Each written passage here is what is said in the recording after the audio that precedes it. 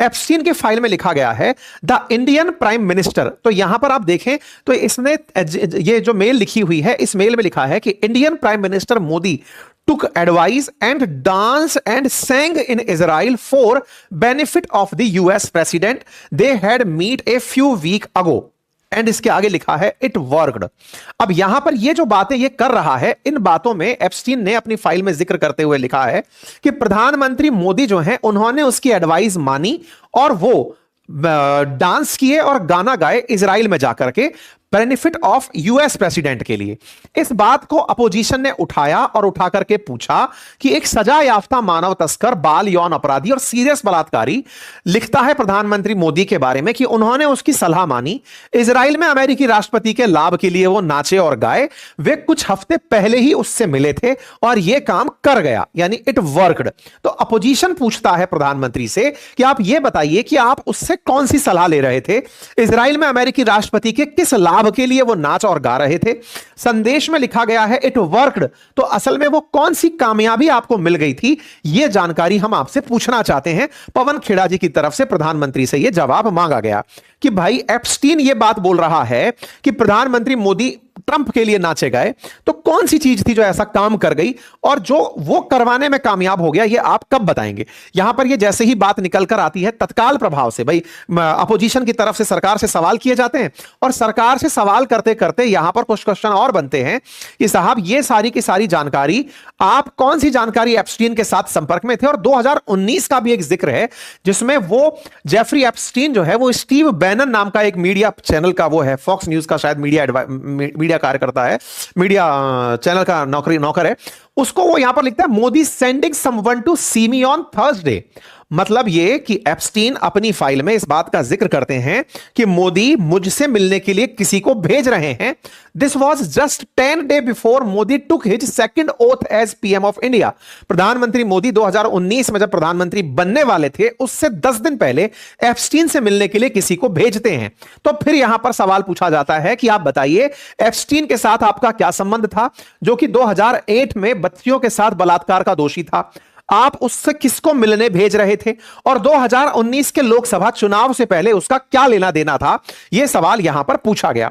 इनसे पूछा गया कि आपकी जो बैठक हुई आपके बारे में किसने क्या कहा, यह बात क्या है। तो यहां पर उसने बकायदा चैट भी शेयर की है, यानी एप्स्टीन फाइल में वो चैट शामिल हैं जिसमें प्रधानमंत्री के तौर पर दूसरी बार जब प्रधानमंत्री शपथ ले रहे थे उससे पहले जेफरी एप्स्टीन ने जो ट्रंप के करीबी स्टीव बैनन हैं उनको चैट भेजकर बताया था कि मोदी के साथ एक दिलचस्प बैठक हुई थी। मोदी ने उसे बताया कि वाशिंगटन में उससे कोई बात नहीं करता। मोदी ने उसे बताया कि उसका मुख्य दुश्मन चीन है और क्षेत्र में उसका प्रॉक्सी दुश्मन पाकिस्तान है। मोदी स्टीव बैनन के विजन से पूरी तरह सहमत है। स्टीव बैनन को मोदी से मिलना चाहिए और एप्स्टीन इसे सेट कर सकता है। अर्थात ट्रंप के करीबी हैं स्टीव बैनन, एप्स्टीन उनसे मुलाकात करने में सहयोगी हो सकता है। इसकी कुछ चैट बाहर निकल करके यहां पर आती हैं। यह खुद से खुद को जो मैसेज भेजता था उसमें इसने स्टीव बैनन जो कि पत्रकार है उसको इसने जब खबर भेजी तो यहां लिखा कि मेरी मोदी से मुलाकात हुई थी, ट्रंप से मुलाकात प्रधानमंत्री करना चाहते हैं और उस मुलाकात में आपको पहले स्टीव बैनन से भी मिलना चाहिए, स्टीव बैनन आपको मोदी से मिलना चाहिए, मैं आप लोगों की बैठक सेट करा सकता हूं। तो एप्स्टीन असल में फिर से दलाली कर रहा था एक मीडिया हाउस और प्रधानमंत्री के बीच में। ये वो तस्वीरें हैं जब प्रधानमंत्री गए थे इजराइल, तब यहां पर आप जो गाना सुन रहे हैं वो भारत के लिए गाया गया जनगण मन है और इसके अंदर भारत के प्रधानमंत्री यहां पर गाते हुए जो सुनाई दे रहे हैं वो सारे जहां से अच्छा है। जनगण मन गाते हुए एक वीडियो प्रधानमंत्री मोदी का यहां पर बाहर आता है।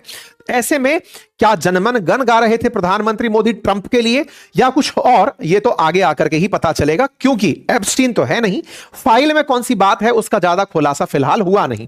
लेकिन हां, ऐसे में सरकार की तरफ से तुरंत बयान आता है और उसमें कहा जाता है कि इस मेल में जो बातें लिखी हैं वो एक अपराधी की केवल मनगढ़ंत बातें हैं और अपराधी के लिए इस मनगढ़ंत बात को रणधीर जायसवाल जी अपनी तरफ से बाहर आकर रखते हैं और कहते हैं कि हमने ये सारी बातें सुनी।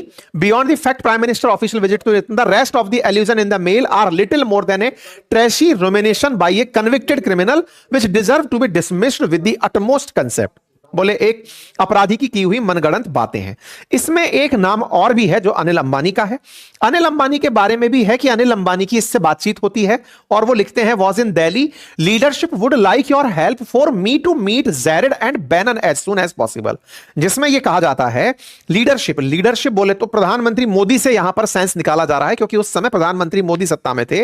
और ये लिखते हैं अनिल अंबानी एप्स्टीन को मैसेज करते हुए कि हमारी सरकार तुमसे चाहती है कि बैनन से प्रधानमंत्री की, अब प्रधानमंत्री नाम नहीं है, लीडरशिप नाम लिखा हुआ है। अब लीडरशिप किसको बोलते हैं, ये मैं अनिल अंबानी से पूछने वाला सवाल हो सकता है। बोले आपसे जल्दी से जल्दी मुलाकात की बात की गई है, likely visit to DC by PM, प्रधानमंत्री की मतलब वहां पर अमेरिका में जो विजिट होगी मई के अंदर डोनाल्ड ट्रंप से मिलने के लिए उस समय पर। तो एक प्रकार से एप्स्टीन को मीटिंग्स के लिए यूज में लिया जा रहा है कि सुनो उस आदमी से मिला दो। ये वो दलाली करने वाला आदमी था जो दूसरों के कुछ ना कुछ प्रेशर पॉइंट्स को दबा के चलता था और फिर लोगों की एक दूसरे से मीटिंग सेट करवाता था। ऐसी बातें अनिल अंबानी की चैट से पता चलती हैं। तो पवन खेड़ा फिर यहां पर पूछ रहे हैं कि भाई एक निजी उद्योगपति संदिग्ध तरीके से अमेरिका में लीडरशिप की बातचीत कराने में कैसे इन्वॉल्व था? वो अनिल अंबानी प्रधानमंत्री के अमेरिकी दौरे को सुगम बनाने की चर्चाएं क्यों कर रहा था? एप्स्टीन से ही मदद क्यों मांगी जा रही थी? आधिकारिक राजनयिक संबंध पहले से स्थापित थे तो फिर हमारा विदेश मंत्रालय कर क्या रहा था? ये सारी बातें अपोजिशन ने फिर सत्ता पक्ष से पूछी। अब देखिए, एप्स्टीन तो मर गया, उसके राज फाइल में है और फाइल जनता में है। अमेरिका ने तो तय कर लिया कि एप्स्टीन के लगाए हुए जितने भी आरोप हैं उस पर अब कोई कार्रवाई नहीं की जाएगी, कोई कार्रवाई नहीं की जाएगी। ये तो अमेरिका का स्टैंड है। अब देखते हैं हमारे देश की राजनीति में ये सारे बिंदु कहां से कहां तक जाते हैं। एप्स्टीन के जिन में ये सारी की सारी बातें निकल कर आती हैं, जिसमें यह बात निकल कर आती है कि जेफरी एप्स्टीन बैनन से बोल रहा है कि एक इंडियन उद्योगपति से बात हुई है, बैनन को प्रधानमंत्री की मुलाकात करवाना चाहता है, बैनन जो है वो प्रधानमंत्री से मुलाकात करे, एप्स्टीन इस काम को कराना चाहता है। ये सारी की सारी चैट उसके अंदर बाहर निकल कर आई है। खैर, कुल मिलाकर के इन सारी बातों में से एक चीज स्पष्ट है कि एक हाई लेवल का ब्लैकमेलर था, दूसरा बड़ा दलाल था और सरकारों को और उद्योगपतियों को और दुनिया के जितने भी पावर पॉइंट्स हैं उन सबको कनेक्ट करने के लिए इसके पास जबरदस्त लॉबिंग की पावर थी और ये इसी पावर को एंजॉय कर रहा था। लेकिन जब इसने सत्ता पर नियंत्रण प्राप्त करने का प्रयास किया या फिर सत्ता को अपने तरीके से चलाने का तरीका ढूंढा, संभवतः तभी किसी ने इसको टपका दिया होगा, जो कि इसके जेल में संदिग्ध मौत पर हमेशा सवाल उठते आए हैं। फिलहाल के लिए रही बात भारत की, तो भारत सरकार इस पर अपना पक्ष रख रही है, अपोजिशन इस पर अपनी थ्योरी कह रही है। एप्स्टीन के बारे में और कोई फाइल निकल कर आएगी तो आप अपनी थ्योरी बना लीजिएगा। फिलहाल के लिए इतना ही। बाकी आप लोगों को इस विषय पर क्या लगता है, अपनी राय कमेंट बॉक्स में जरूर दीजिएगा।